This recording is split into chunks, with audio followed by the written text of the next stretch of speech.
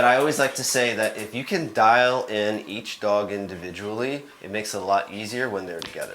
Really, my plan here is for you to incite that relevance from both dogs individually. Yep. And then eventually I'm going to give you both leashes. Right. And then we're going to see how you do with walking both of them.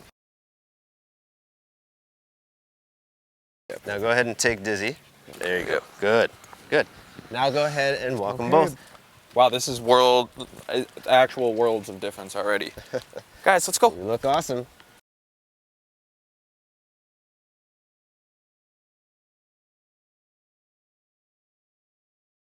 Like I said, this feels already worlds of difference. World of difference. It's awesome. You look Good job, good. guys. You're looking good.